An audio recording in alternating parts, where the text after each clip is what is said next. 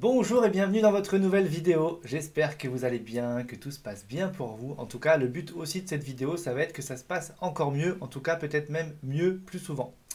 Donc dans cette vidéo, on va voir quels sont vos déclencheurs émotionnels.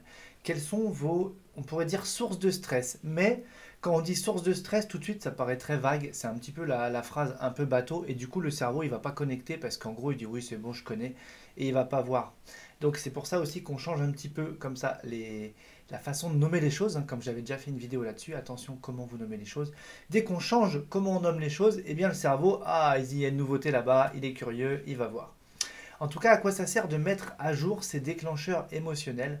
C'est parce qu'en fait, sur toute une journée, il y a une série de petites choses. Alors, on pourrait peut-être dire que d'une journée à l'autre, ça se reproduit pour un certain nombre, même si c'est juste une alerte émotionnelle qui se reproduit tous les jours.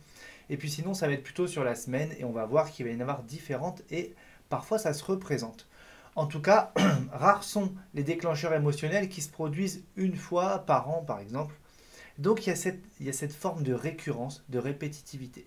Donc moi, ce que je vous invite à faire, c'est de repérer dans votre quotidien qu'est-ce qui vient générer. Alors soit on dit une alerte émotionnelle, donc un déclencheur, ça va déclencher quelque chose au niveau émotionnel, soit on ne parle pas d'émotionnel et on parle juste de stress, parce que le stress, c'est pareil, il a plein de facettes différentes, le stress. Donc en tout cas, prenez le temps de remarquer quels sont ces activateurs, quels sont les déclencheurs. Est-ce que c'est une situation? Est-ce que c'est juste un contexte? Est-ce que c'est une personne? Est-ce que c'est un lieu? Est-ce que c'est une habitude? Voyez simplement ça. Dès que vous avez repéré ça, posez-vous la question. Est-ce que moi, consciemment, je peux mettre quelque chose en place, une action, un changement ou quoi, pour ne plus que ça se reproduise, ou peut-être même juste pour atténuer, si on ne peut pas l'empêcher à 100%. Ou bien, moi, à mon niveau, j'ai essayé tout ce que je pouvais, mais ce truc-là, j'arrive pas à faire autrement. Ça me met dans un certain état. Et dans ce cas-là, ce que je vous invite à faire, eh bien, c'est de consulter un thérapeute ou une thérapeute, en tout cas, qui a les outils pour faire sauter ce truc-là. Il y a toute une partie que l'on peut faire soi-même, tout seul, monsieur, madame, tout le monde. Et quand on arrive à certains niveaux ou selon certains sujets, eh bien là, on voit que ça bloque. Et on voit que bah, tout seul, on n'arrive pas. On a beau y mettre toute la bonne volonté. Simplement, c'est que ça se joue à un niveau beaucoup plus inconscient que le reste.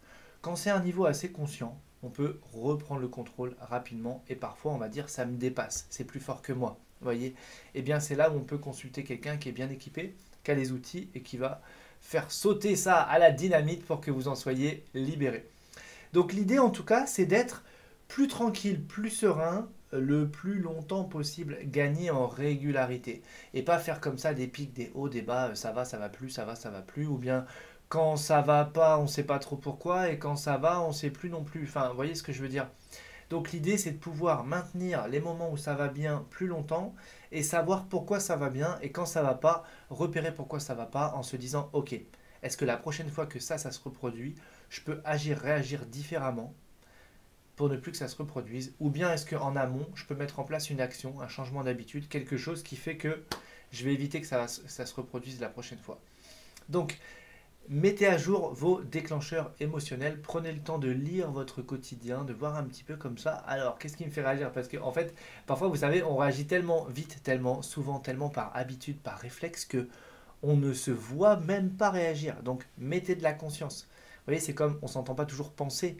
Pour autant, vous voyez, des pensées, 60, 70, 80 000 pensées par jour, c'est juste énorme et on ne s'entend pas penser.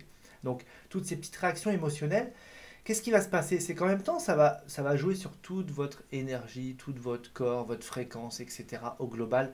Donc, plus vous faites baisser le niveau des déclencheurs négatifs, eh bien, plus vous êtes souvent en positif. Donc, toute votre fréquence vibratoire globale, eh bien, elle s'en trouve simplement améliorée. Voilà. Donc, c'est aussi simple que ça. Donc, ça nous demande encore une fois de mettre du conscient sur le quotidien, arrêter d'être dans la tête dans le guidon. Donc aujourd'hui, on est le 27 août 2023. J'ai envie de dire que une grande partie des gens qui voulaient partir en vacances sont partis en vacances. Vous êtes revenus, j'espère que vous êtes reposés, ressourcés, rechargés et que vous avez pu justement comme ça décrocher, couper avec le quotidien, casser les habitudes. En fait, c'est ce qu'on aime bien aussi pendant les vacances. Alors, il y a aussi des personnes qui aiment bien des habitudes de vacances, c'est-à-dire retourner au même endroit, faire les mêmes choses, mais c'est un petit peu une routine qui sécurise, qui donne du confort. on a ses petits repères, on ne change pas trop les habitudes.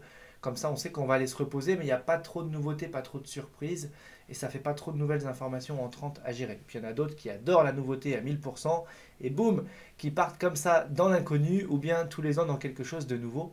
Et c'est ce qu'on aime bien aussi dans les vacances, au-delà du fait que ça nous repose, c'est que ça vient casser des rythmes, et ça nous permet comme ça de couper avec tout ce qui tourne tout le temps, tout le temps, tout le temps.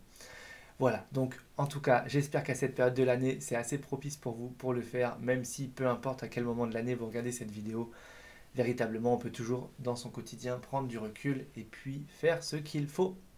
Voilà, encore une fois, je vous souhaite le meilleur.